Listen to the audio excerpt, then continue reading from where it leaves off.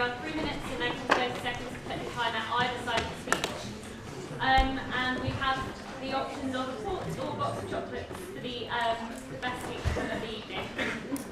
So, is there anyone who would like to give a speech in proposition of the motion? Yes, gentlemen, very much.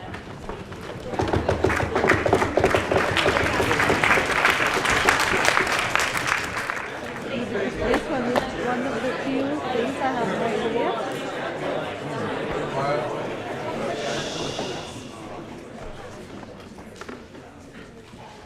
Well, good evening. It's not too controversial, and indeed Peter Warburgs said much of it, to state that for the last 5 or 6 centuries, many of the greatest innovations, be they social, cultural, or economic, have come from Europe. And indeed I am pro-European. I've lived in Sweden, I've lived in Belgium, I've lived in Italy.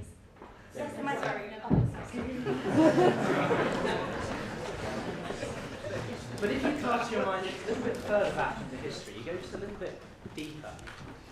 You know, just flabbergasted that out. Compared to the glittering cities of Constantinople, the unparalleled centres of learning in the Arab world, 5 millennia-old civilization in India, and the world leader of the day, the leader in pioneering forms of government, enterprise, engineering of China. Europe, by contrast, was a dark place full of cold forests, muddy, windswept villages, and the odd feudal baron sitting in a stone castle. So how then? Sure. Are you suggesting that we should base a decision on whether or not to leave the European Union on the Dark Ages? Not at all. But there is some salient point coming, don't worry. So, how then did Europe become the centre of the world for much of the time it was that it did? The answer was, unlike any of its rivals, it had one massive benefit. It did not have a centre of political gravity. All of its rivals fell into the same pattern of bureaucratisation, centralisation, and ultimately over-regulation. Indeed, China under the Mandarinates, indeed Peter Warburgs might have felt at home there, had the idea that you could only trade under licence, and that if you were a farmer, you could only grow the produce you were told, and in the quantities you were allowed. Does it sound familiar? It should do. Go with Paul. You mistake me, sir. I'm not arguing for harmonisation upwards, I'm arguing for liberalisation. So in sectors such as energy and transport and financial services, the rules are there to make business better, not worse. My counter to that would be, to do that over 27 very diverse and different economies is almost impossible. One size never fits all. The Europe of the history, Christopher Columbus, banned from travelling to the New World by John II, moved over to Spain. Today, he'd likely have been called back under the European arrest warrant to face charges of heresy. France kicked out the Protestants. Where'd they go? England. Their enterprising efforts were welcomed. Today, none of that would be possible. Why? Because there is a centre of political gravity, forcing things ever bigger, the gigantism to which Peter Warburgs referred. Yet today, small is beautiful. The top 20 economies per capita. Why is Hong Kong richer than China? Singapore than Indonesia? Why is Switzerland not just a mountainous landmass trapped within this massive European economy? Why is the euro not, rather than the grand design it was meant to be, why has it become a poverty trap that has consigned the cradle of democracy to destitution? Anyway, I stand in favour of this motion, but I believe it does not in fact go far enough. I don't just believe that Britain should leave the European Union, Europe should too.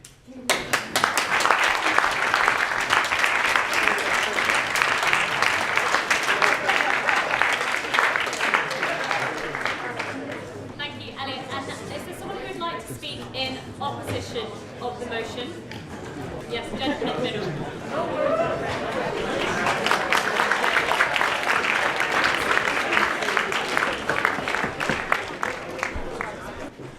So, like Mr. Reckless here, I would identify myself as conservative. As Mr. Wilding mentioned, I would be described as well as a love child of both Lord Salisbury and Margaret Thatcher. However, I am fundamentally opposed to Mr. Reckless's support for this motion. I believe that as a conservative, I would support Britain remaining within the EU. Both sides have talked about Britain's trade ties with Europe. You talk about how Germany exports stuff, imports stuff. You talk about how Britain is one of the major economic powers in Europe. Yet, it is not part of the Eurozone. It is not part of the Schengen Agreement. And I'm thinking, if you want to say that you're part of Europe, you better start sending some correct signals, by joining these institutions. As a conservative, as a historian, as a realist, I offer a slightly different view of things. Now let us consider the fact that 100 years ago, the British pound was one of the world's 2 reserve currencies. The other one, of course, being the US dollar. Today, who does business in pounds? I'm afraid nobody does business in pounds under the UK anymore, ladies and gentlemen. Where do you see the money flowing these days? It is denominated in US dollars, it is denominated in Japanese yen, denominated in Chinese yuan, even denominated in, guess what, despite its failings, the euro. If OPEC proposes that oil transactions be done in the euro, obviously something must be going right with this currency. Well, I mean, at the moment it's going through difficulties, but I believe they can be solved if, for example, you kick Greece out. As a conservative, as a realist, I believe that what Britain should do and what the Conservative Party should do now that it is currently in government is that it should seek to consolidate Britain's power in the world. At the moment, Britain has none. If no one does business in your currency, obviously nobody cares about you. So the way this should be done is that by joining the European Union as one of its major economic partners, as a major country within the EU, become like Germany, assert its agenda within the EU, and through the EU, which has an economy, the Eurozone combined larger than the United States of America. This is the best way, I feel, for Europe, to take its place on the world stage, and for Britain to be part of this wonderful thing, this huge power, regional power that we call Europe. Because if Britain chooses to leave the European Union, I'm afraid there is no future for it. Yeah, I apparently still have some time left. So, Matthew, you wanna? I'm just going to say, if everyone thinks you're worthless because your currency is useless, why would they negotiate with you for a Europe that favours them? Your argument contradicts. Well, all I can say is that, in response to your point that, if nobody does business in your currency, nobody likes it. All I can say is, if money makes the world go round, then if nobody does business in your money, obviously you're not going to be the one pushing the world round and round. So better to be the one pushing the world than being the one pushed around. Thank you.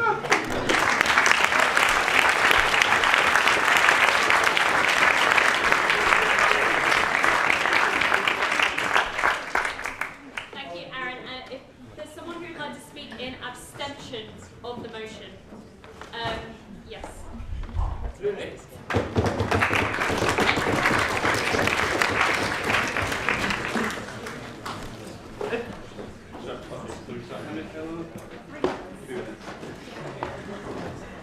If you went to a shop and asked for a cake, and the person at the shop told you that he's not going to tell you what your cake's made of, or what your cake looks like, you'd say, I don't want that cake.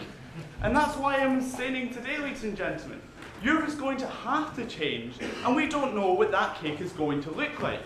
Before we say we're for or against staying in or leaving Europe, perhaps we should think, maybe we should see what we're getting before we decide to leave. What we're seeing currently with the European currency and the euro is that further economic and monetary integration is going to have to take place. Because what we've seen over the past 10 years or so is when you do not have a fiscal policy that doesn't support the monetary policy, it all leads in failure because you have lots of individual countries supporting different fiscal plans and different fiscal policies. So that's why you have countries like Greece doing really badly and Germany doing really well. Now, I like to think of myself as a bit of a realist too. And at this present moment in time, and I don't think it should and I don't think it ever will, but I don't think Britain should join the euro. So we have to work within those constraints. We have to understand that there's going to be a two-tier Europe. We have to understand that there's going to be a Europe with the inner circle, one with greater consolidation and integration of fiscal and monetary policy, and then the outer ring, one that still wants free trade, but wants to keep legislation to itself. Now, we're going to have a referendum in 2017, and it's up to leaders in this country to negotiate a favourable settlement for the European Union and for Britain. Until we know what that favourable settlement or unfavourable settlement looks like, how are we meant to decide what we get? Of course, the situation right now, most of us would agree, is unsatisfactory. You have a situation now where if things keep on going where we are, where they're going, we're going to have an economic and fiscal crisis that could shake the world again, even worse than it did in 2008, and perhaps worse than the 1930s. No, thank you, right? I might take you, yeah. You say that you don't want to choose something that you don't know, which is much better to be able to influence that thing and actually have something that you want, rather than saying, no, we don't like that. And that's exactly what I'm saying. If we put a referendum on the settlement that we want to get, and if we say we get that settlement that we want to stay in, then that's exactly what we should do. However, if we do not get the conditions that we want, greater restraints and like repatriation of certain powers, then we can say we want to leave. But quite frankly, it's arbitrary saying something that we don't know what we're getting and say we want to have it or keep it or lose it. That's a ridiculous sentiment to have, and it's kind of the sentiment that you have two sorts of people. You have the people who will buy Apple products whether or not they know what the next iPhone is. And then you have the other sorts of person who won't buy an Apple iPod because, you know, they just don't like Apple. Well, I'm saying wait till you see what the next iPhone looks like before you buy it, right? So if there was ever a time to abstain from emotion, it would be today, because we don't know what we're debating, right? So like, everyone abstain. Thank you very much.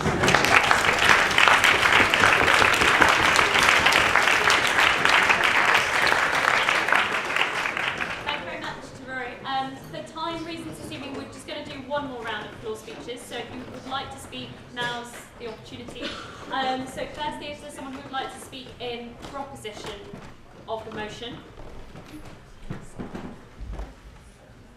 Gentleman at the back.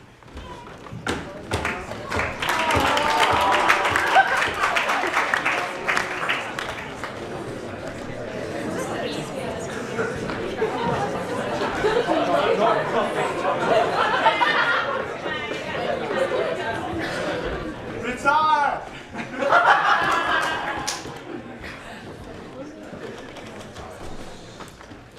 So, ladies and gentlemen, ultimately, I'm not a Conservative, I'm not UKIP, I probably lean Labour more than anything else.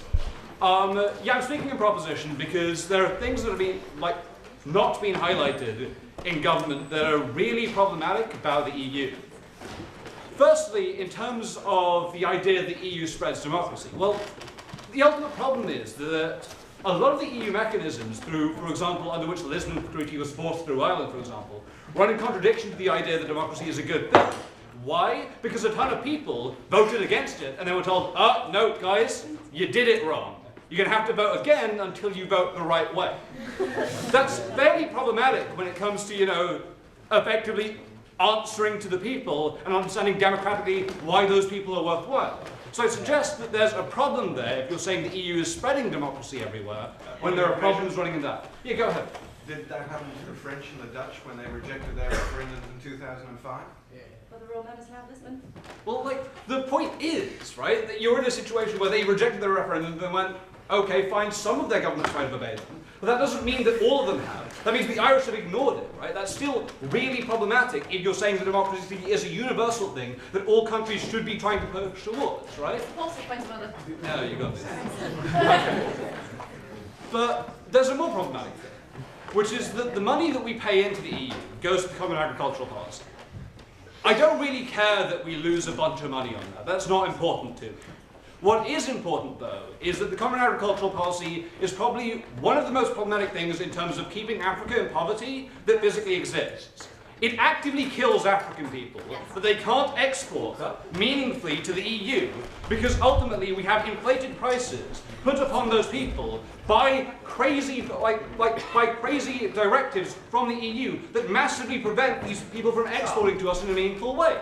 That's really harmful, right? Because it leads to actively African people dying, right? Because we can't get rid of policies like that.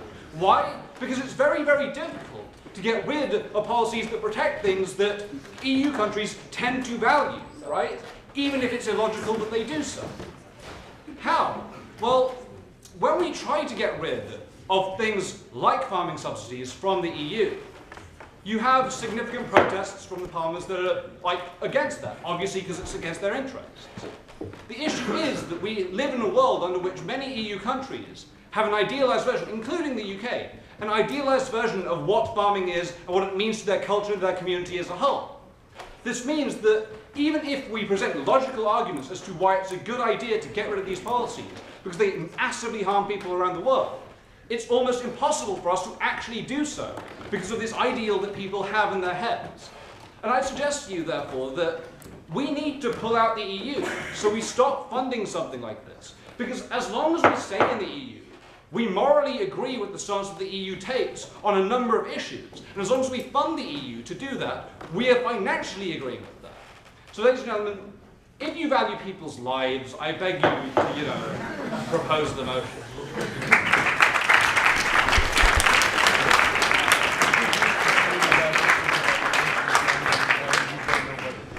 Thank you, Sal. Is there someone who would like to speak in opposition of the motion? Gentleman in the middle.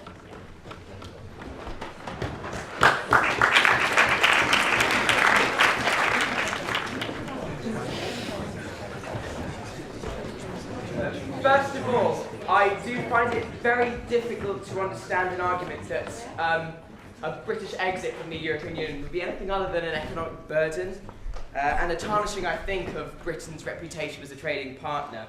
Now, I'm not a politics student, I'm not an economics student, so I'll try and make as intelligent as observations as I can. I think there's an obsession of this value for money in Britain's EU membership, and I think it's been regurgitated a little bit too much and reminds me a little bit of Thatcher's British budget debate.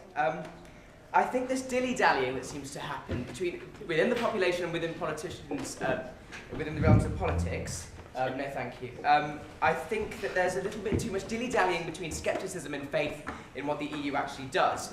Let's have a look at some figures. Even though Mr. Reckless had said that the GDP production of the EU is going down, I think it still needs to be pointed out that it produces 20% of the world's GDP when it's only 6% of the population. I don't think that proportion should be ignored too much. We need to focus on why Britain actually joined the EU. I think the importance of economic and political ties being made is something that can't be understated. I think even David Cameron had said that if we left the European Union, it would be a one-way ticket. There would not really be any choice in regretting it. I think on a trade basis, Britain's presence in the EU won't really make much difference whether we're there or not, because I think policy will still play a key role in Britain's trading activities. I'd just like to point out that I think Cameron's hullabaloo about the decision of whether or not to actually leave the EU will probably have already tarnished the reputation of Britain as a trade partner. And though I'm not a fan of American supremacy, if you remember the debate that was held not so long ago, I think Obama's idea that Britain should not leave the EU is very important, as I think what it means is that the UK's global influence will also be undoubtedly enhanced by its strong relationship with other EU states. And so, not too much more to say. I think Europe needs the UK as much as the UK needs Europe. I'm not denying that some reforms need to be made. I'm not saying that it needs to stay the same. But I just want to say that withdrawing from the EU gives Britain a needlessly precarious reputation, and I think we need a bit more common sense when it comes to the EU.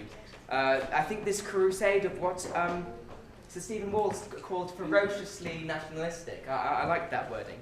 I think this ferociously nationalistic crusade for British sovereignty is a little bit overplayed. I think it's one that will actually result in both an increasing view of Britain's jingoistic ideals, and I think it's a pointless compromise of Britain's political reputation. So I urge you to vote against this motion.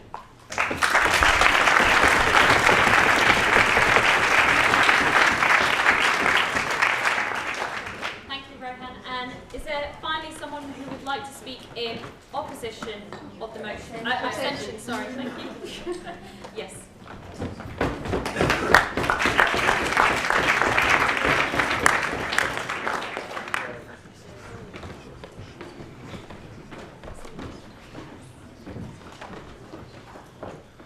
So, I'm starting an abstention today because there's some of the big issues I feel haven't quite been touched on. I think there are two main issues to think about in today's debate. One is, would this be good for Britain? And another is, would this be good for the EU? And the second point is something that wasn't gone into an awful lot. I mean, it was actually dropped at the issue of, so the EU is problematic, therefore it's bad.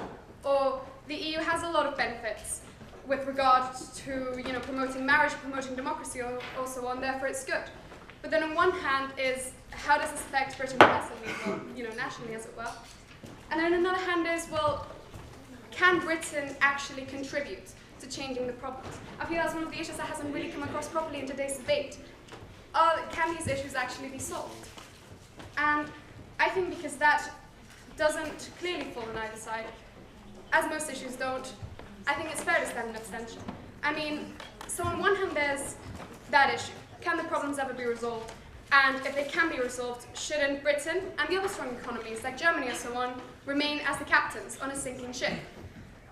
Then there are the other questions. There are the benefits that can come to Britain in particular. On an issue there's trade, for instance. On one hand, it seems perhaps it isn't an issue because countries like Norway are still trading an awful lot with the EU. On another hand, then perhaps it would be losing faith.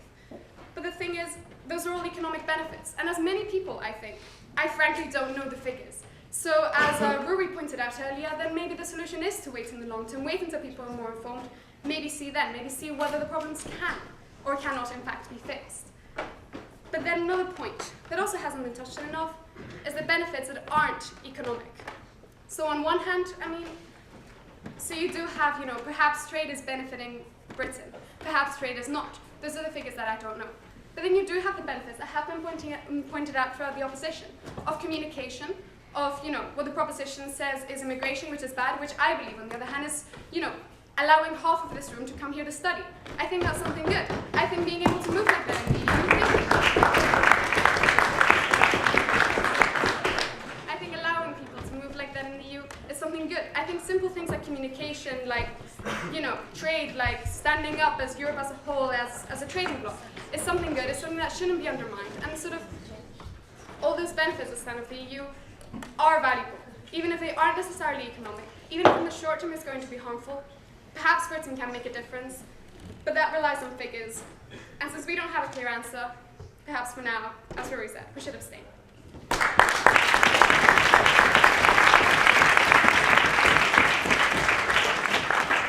Thank you very much, Olivia, and all of those who gave full speeches this evening. We're now going to return to the panel for the summary speeches, and firstly I'd like to go to the opposition side.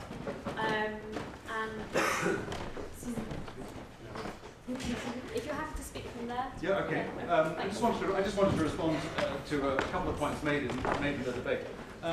First of all, the question of agricultural trade, killing Africans, quote unquote.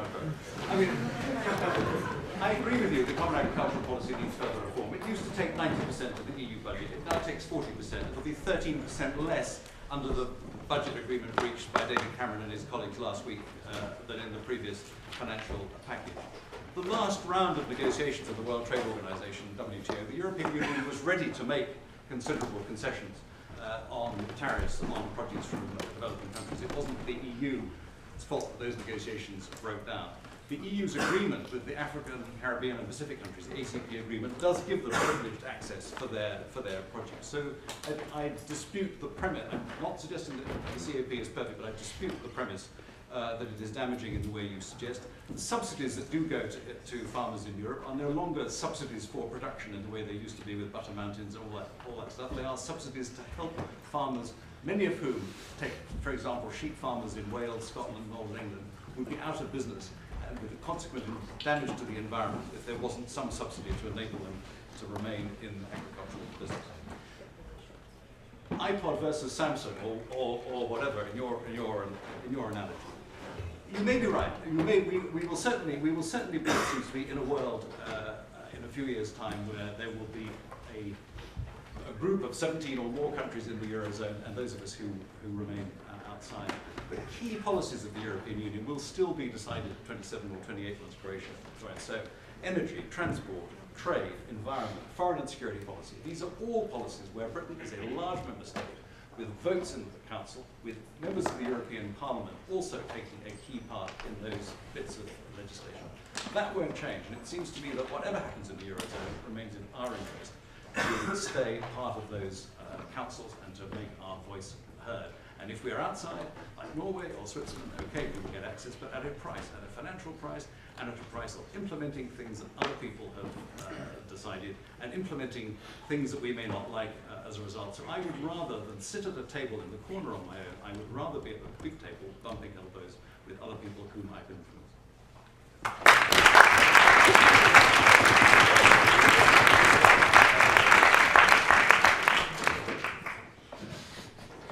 Okay, thank you. So yes, now I'd like to come to the proposition. Katinka would have us believe that we need to stay in the EU if we want to keep German think tankers or French lovers. But actually, this country, we can have relatively free movement of labour with countries that we have a lot in common with and that are a similar level of income. What is a problem is when that is almost entirely one way. She said that Poland and Romania wanted us to stay in the EU. Well, yes, they have hundreds of thousands of people who are working in this country, sending huge disbursements back to those relatively poor countries, including where children stay in those countries, they're able to get child benefit paid by British taxpayers at about 10 or 15 times what they would be eligible for in their own country. Now, Katinka says the French would like us to stay in as well.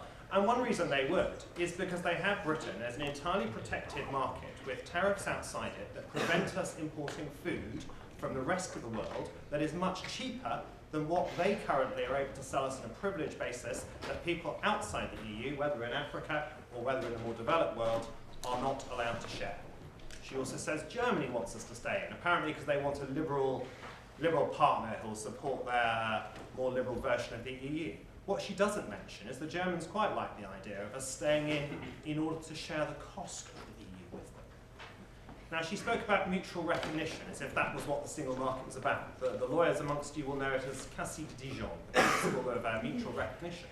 But the reality in the EU, within the single market, is actually just a form of licensed activity. You can't just go out and find a customer who wants to buy your product.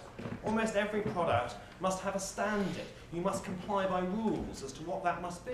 Whereas we in this country used to have a much more liberal economy where you could basically, subject to very minimum standards, no, thank you, I'm summing up, sell what your customers wanted. Now yes, we would have to, if we left the EU, continue applying EU rules on what we sell to the EU, but that is less than 1/10 of our economy. Why should we also apply them to our exports to the rest of the world, or to the 80% of our economy that is domestic? Now the gentleman at the back with the grey jumper, he sort of wants to buy without a tariff from Indonesia. Perhaps if you look at the jumper pattern, it should have a tariff, but why should if a lady in the audience if a lady in the audience wants to buy a bra from China, why should she pay a 12% tax to the EU for the privilege of doing so? Why can't we trade freely with the rest of the world rather than just with the EU? If this country made our own decisions, we could open our own markets to the rest of the world, and particularly our agricultural market, which is incredibly valuable to many other countries. And what we could try and do is seek access to other countries for our business services. We heard from Katinka, apparently the Germans can export 6 times as much as we do. Yet the EU rules, the way the EU goes and negotiates these deals, are focused on manufactured goods, and yes, the Germans do very well exporting capital goods, but they make virtually no effort to open overseas markets to business services that our economy specialises in. So both for the economy, to get prosperity going, to be more than just an appendage to a declining continent, to trade freely with the whole world and try and make our way in that competitive emerging markets, but also for our democracy, so that who you vote for makes the decision. So if you don't like what's been decided, you can vote them out. And so as a democratic people, we can determine what the rules are. I ask you to vote for the proposition.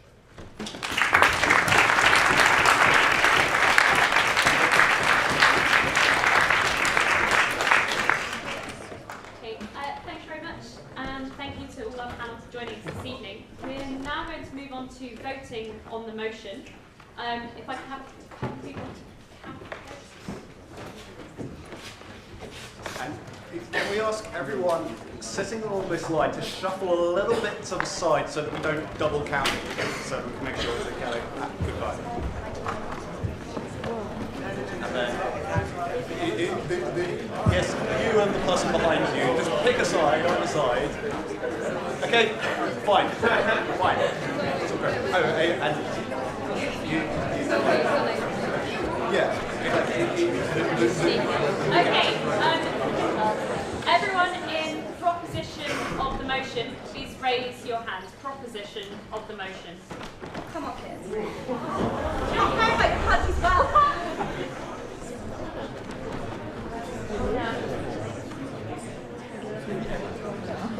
Okay, everyone on this side, you're okay. Okay, and everyone in opposition of the motion.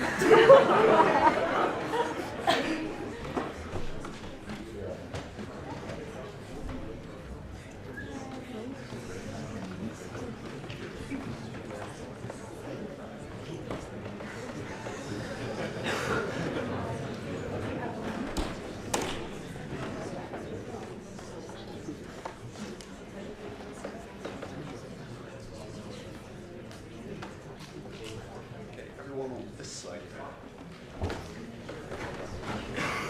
And finally those in abstention of the motion.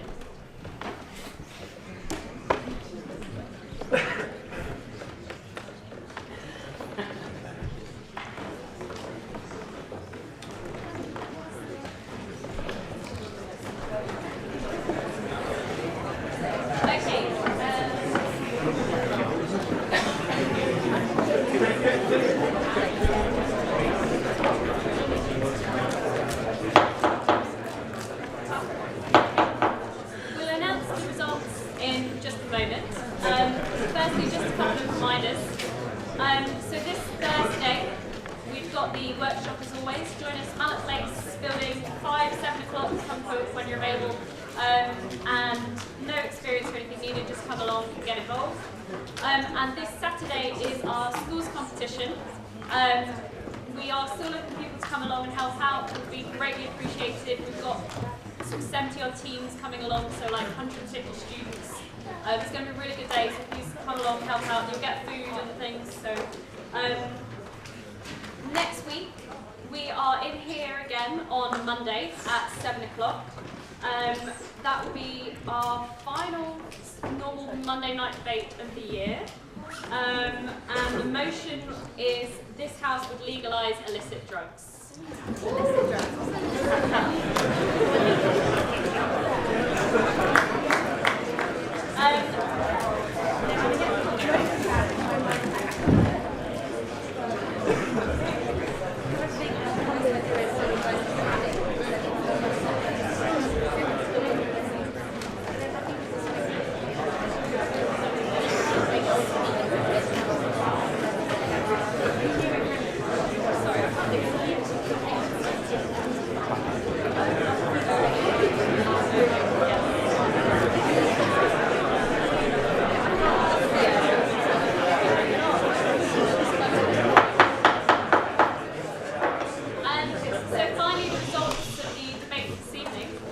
Just a reminder, do join us at the bar afterwards. You can follow the members of the committee who are all wearing their wonderful red hoodies this evening. So join us at the bar after the debate. So in third place, oh, thank you, yes. Bonnie and I both agree we would like to award the floor prize this evening to Olivia.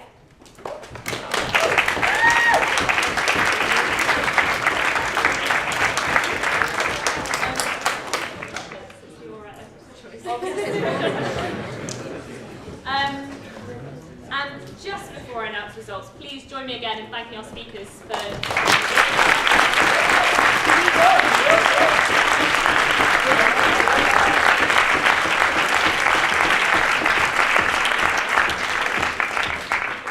And finally to the results, in third place with 10 votes is Proposition.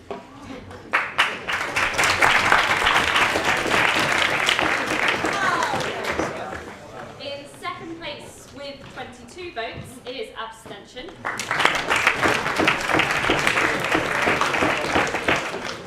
And in first place with 117 votes is